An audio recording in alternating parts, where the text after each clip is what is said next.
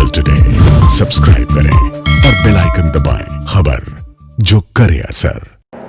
मोहम्मद अली जौहर university की 1400 बीघा ज़मीन सरकार द्वारा जब्त किए जाने के बाद यह मुद्दा गरमाने लगा है। आजम खां की बीवी की रिहाई के बाद पहले कांग्रेस नेता और उर्दू के मशहूर शायर इमरान प्रतापगढ़ी और भोपाल के कांग्रेसी विधायक आरिफ मसूद ने रामपुर पहुंचकर जौहर यूनिवर्सिटी मुद्दे पर आंदोलन चलाने की बात कही तो MIM मुखिया असदुद्दीन ओवैसी ने आजम खां से मुलाकात करने की इच्छा जता डाली। ऐसे में भला समाजवादी पार्टी कैसे पीछे रह जाती। आखिर SP मुखिया अखिलेश यादव ने रामपुर में आजम खां के घर पहुंचकर उनकी पत्नी से मुलाकात की। इस मुलाकात के बाद अखिलेश यादव मोहम्मद अली जौहर यूनिवर्सिटी भी गए, जहां पर उन्होंने पत्रकार सम्मेलन को संबोधित किया। पेश हैं अखिलेश यादव की प्रेस कॉन्फ्रेंस की झलकियां। ये जो भारतीय जनता पार्टी के लोग हैं, ये हमेशा विकास को विनाश बनाते हैं। ये भारतीय जनता पार्टी को कोई सुंदर चीज अच्छी नहीं लग सकती, कोई अच्छी चीज होगी उसको तोड़ देंगे। इन्हें आता ही ये है कि ठोक दें, इन्हें आता ही ये है कि मरवा दें, इन्हें आता ही ये है कि बुलडोजर चला दें। जिन्होंने जिंदगी भर ठोकना मानना सीखा हो, उनसे पढ़ाई की उम्मीद करोगे आप संस्था बनाने की उम्मीद करोगे? क्या आपने मुख्यमंत्री जी की भाषा नहीं देखी विधानसभा में? कहते हैं ठोक देंगे, और उसका परिणाम क्या हुआ? कितने फेक इनकाउंटर हुए उत्तर प्रदेश में। और शर्म आनी चाहिए सरकार को कि नेशनल ह्यूमन राइट कमीशन ने नोटिस ली उस बात को, और सरकार से कहा कि ऐसे अगर हुए उन पे मुआवजा दीजिए। आप सरकार को मुआवजा देना पड़ेगा उन लोगों को। कस्टोडियल डेथ उत्तर प्रदेश में सबसे ज्यादा है। ये धर्म को लेकर के बात करते हैं। हमारा धर्म ऐसा नहीं है, हिंदू धर्म ऐसा नहीं कि दूसरे को दुख दे, दूसरे को परेशानी दे। और याद रखिए, हमारा धर्म, हमारे ग्रंथ, हमारी बहुत सी किताबें ये कहती हैं, लिखा हुआ है उसमें कि योगी वही है जो दूसरे का दुख अपना दुख समझे। क्या ये मुख्यमंत्री ऐसे हैं जो दूसरे का दुख अपना दुख समझ रहे? ये दूसरों को दुख देते हैं। अभी जो घटना हुई बदायूं में, जिसने भी वो कहानी पढ़ी होगी उस महिला की, कितनी दुख भरी कहानी है। 50 साल की आंगनवाड़ी की महिला, उसके साथ जो घटना हुई, उसकी बेटी ने जो बात बताई, और एक पत्रकार जब पहुंचे उसके घर पर और उसने कहा कि तुम्हारी मां के साथ क्या हुआ, तो बेटी वहां से गद्दा लेकर के आई और गद्दे पे पूरा खून था, और उसने जो बताया कि किस तरीके से उसकी मां के साथ क्या क्या हुआ। मैं पत्रकार साथियों आपसे कहना चाहता हूं, आप पे बात छोड़ता हूं, बुलडोजर उन पे चलना चाहिए जिन पे नक्शा पास नहीं है या थोड़ा बहुत नक्शे में गलती रह गई हो, या बुलडोजर वहां चलना चाहिए जहां पर 50 साल की महिला के साथ इस तरह का दुष्कर्म होना हो, और वही भी भारत जैसे देश में, जहां महिलाओं को सम्मान देने के लिए महिला का नाम पहले आता है। हमारे चाहे भगवान हो चाहे और घर हो, हिंदू धर्म में महिलाओं को पहले सम्मान देते हैं। तो ये सरकार कोई भी अच्छी चीज पसंद नहीं कर सकती, कोई भी खुशहाली का रास्ता नहीं अपना सकती। इस सरकार के अंदर नफरत है। ये सरकार नफरत फैलाने वाली है। ये सरकार समाज कैसे बटे उस पे काम करती है। ये सरकार झूठ बोलती है। पहली सरकार होगी जिसने इतना झूठ बोला होगा। और ये आप देखिए, आपसे जागरूक कोई नहीं है। अमेरिका में अभी राष्ट्रपति ने शपथ ली है, और उस समय जो एनालिसिस आई थी वो यही कह रहे थे कि अमेरिका भी, वहां भी झूठ फैलाया जा रहा था, झूठ का प्रोपेगेंडा हो रहा था, सोसाइटी को बांट के प्रचार हो रहा था, डर से राजनीति हो रही थी। क्या यहां नहीं वो हो रहा? यहां भी डर से राजनीति करा रहे, डरा रहे हैं लोगों का, नफरत फैला रहे हैं, झूठ का प्रोपेगेंडा कर रहे हैं। अगर अमेरिका में लोग एक होकर के जो एक होकर के नफरत को हरा सकते हैं, तो भारत में भी और उत्तर प्रदेश में भी जो लोग चाहते हैं कि गंगा जमुनी तहजीब, जो हमारी वर्षों की पुरानी हमारी मिली जुली तहजीब है, उसको बढ़ाने वाले लोग एक होंगे, एक होकर के भारतीय जनता पार्टी को हराएंगे। जहां तक सवाल आदरणीय आजम खां साहब के सवाल है, आप सब जानते हैं झूठे केस हैं।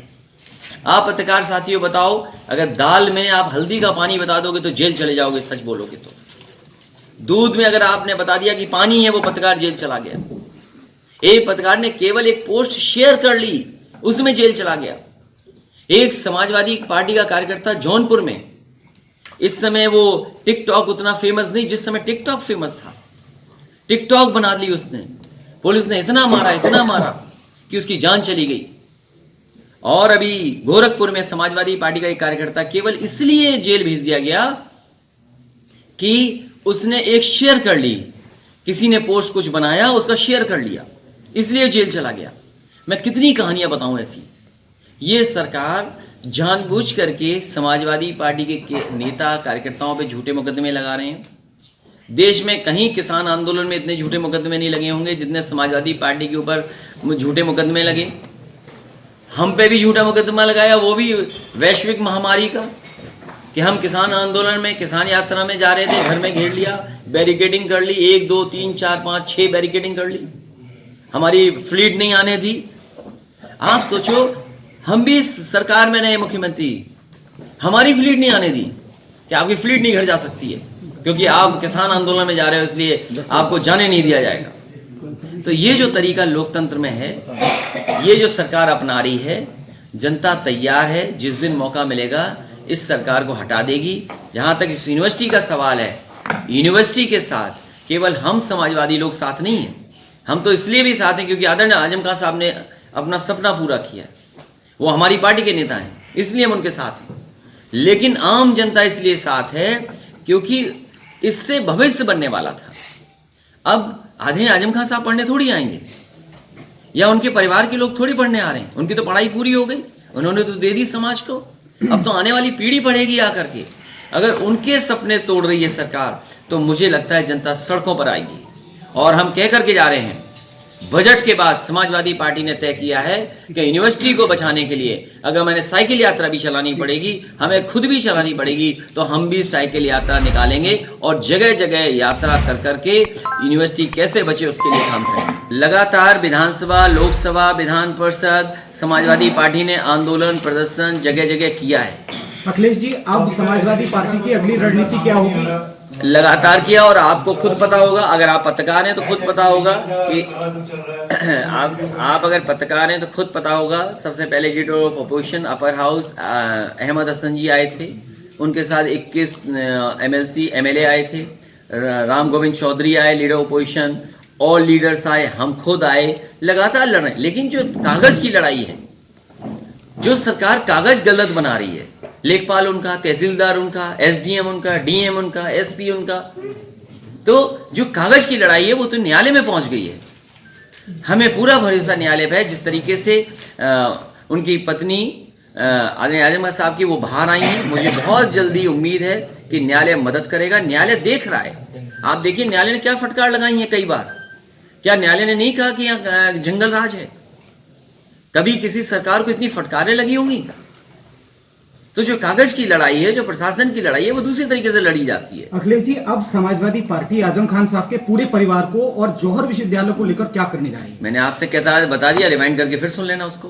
सर, संघर्ष का बता दिया, और लगातार उनके पक्ष में हम लोग खड़े रहेंगे। सर, असदुद्दीन ओवैसी साहब आजम खान से सीतापुर जेल में मिलना चाहते हैं, इस बारे में आप क्या कहना चाहेंगे? मैं केवल बरेली तक आया था, रामपुर पहुंचा नहीं था। पता नहीं कितने दल, कितने शुभचिंतक हो गए। सर, ये जो दूसरे दलों के लोग आ रहे हैं, इसमें क्या पॉलिटिक्स है या हमदर्दी है? नहीं, देखिए, दूसरे दल के मान लीजिए कोई आ रहा है तो आप देखिए, कांग्रेस का नाम अगर आप ले रहे हैं तो आप सब जागरूक हैं, सब समझदार हैं। क्या शुरुआती दौर में जब आदरणीय आजम खान साहब को परेशानी में डालने का सिलसिला शुरू हुआ, तो क्या कांग्रेस और बीजेपी एक नहीं थी?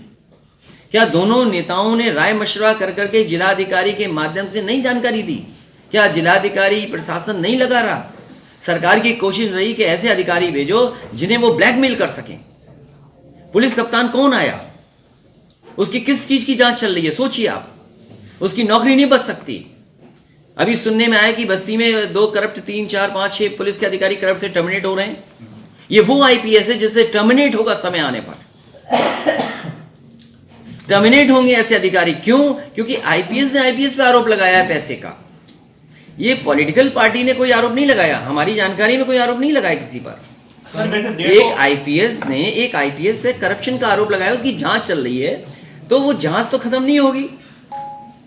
सर वैसे देर तो आपसे भी हुई है, कई लोग आरोप लगा रहे हैं कि 10 महीने बाद आप रामपुर आए हैं। देखिए सवाल वो नहीं है, हमारे नेता हमारी पार्टी के लोग लगातार आते रहे, और जब आजम खान साहब नहीं है, परिवार को जेल में परेशानी में डाला हुआ है, तो आप रामपुर किस परिवार से मिलने आएंगे आप? हालांकि रामपुर जनता पूरी आजम खान साहब के साथ है, लेकिन हमें भी तो मदद करनी है। जगह जगह हम फोन पे बात कर रहे हैं या वैसे जानकारी कर रहे हैं, तो हर चीज का तो खुलासा नहीं करेंगे। अखिलेश जी, कल उत्तर प्रदेश के एक जिले में पुलिस वालों ने शराब को लूटा है और कई पुलिस वाले उसमें गिरफ्तार भी हुए। तो इसीलिए मैंने कहा कि वो पुलिस के गिरफ्तार हुए, तो आप बताइए, एक आईपीएस ने दूसरे आईपीएस को आरोप लगाया कि करप्शन हुआ है, ट्रांसफर पोस्टिंग पैसे लिए गए हैं, तो उन पे टर्मिनेट कब होंगे वो? अगर ये सरकार एक आईपीएस को टर्मिनेट कर दे, उत्तर प्रदेश का पुलिस का पूरा करप्शन साफ हो जाएगा। सर आज आपको लगता है कि उत्तर प्रदेश में करप्शन जो है बढ़ रहा है? बढ़ नहीं रहा, जैसे जैसे सरकार आएगी, इस सरकार का आखिरी वक्त होगा, करप्शन बढ़ेगा, झूठ बढ़ेगा, अन्याय बढ़ेगा। व्यवस्था को लेकर क्या कहेंगे? क्या कहना कानून व्यवस्था में? तुम सच दिखा दो, न जेल चले जाओ तो बताना। कानून व्यवस्था पूछ रहे, बताओ। सच दिखाओ, न जेल चले जाओ, ये है कानून व्यवस्था। और ये तुम जितने खड़े हो, जितने हो, सब जानते हो सच। सर एक सवाल इधर, सच सब जानते हो, मैं चेहरे पे पढ़ सकता हूँ, ये सब जानते हैं कि आदरणीय आजम साहब को पॉलिटिकल वजह से जेल भेज रहे हैं। सवाल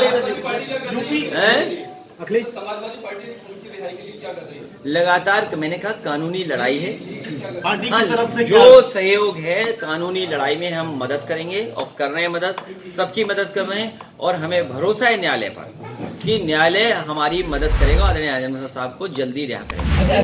तो ये बीजेपी याद रखे कि जिसके शीशे के घर होते हैं वो पत्थर नहीं फेंका करते दूसरों के घर पे। ऐसा नहीं है कि सब यूनिवर्सिटी उनकी लीगलाइज्ड हैं, लीगल बनी हुई हैं, या उनके सब नक्शे पास हैं। यहाँ जितने बैठे हैं पूरा रामपुर निकालो, मुरादाबाद निकालो, किसी का नक्शा पास नहीं है, किसी का छज्जा बाहर होगा, किसी की प्लिंथ लेवल ऊपर होगी, किसी के नाला कहीं से निकल रहा होगा। ये क्या बात हुई? अरे बिजली विभाग से पूछो, बिजली के खंभे कहाँ लगाते हो तुम? उनके लिए कानून नहीं है क्या? कहां से कहां घुमाते ले जाते हैं खंभे बिजली के। और फिर आप ये बात सोचिए कि मुख्यमंत्री आवास का ही नक्शा नहीं पास है और वो दूसरों के नक्शे पास कराते फिर रहे हैं। तो टारगेट या उसके लिए भी सपा का इसलिए कि सपा सरकार बनाने जा रही है, उन्हें हटाने जा रही है।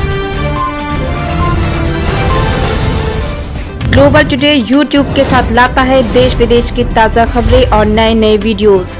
हमें सब्सक्राइब करें और ताज़ा खबरों के लिए बेल बटन दबाएं। Global today.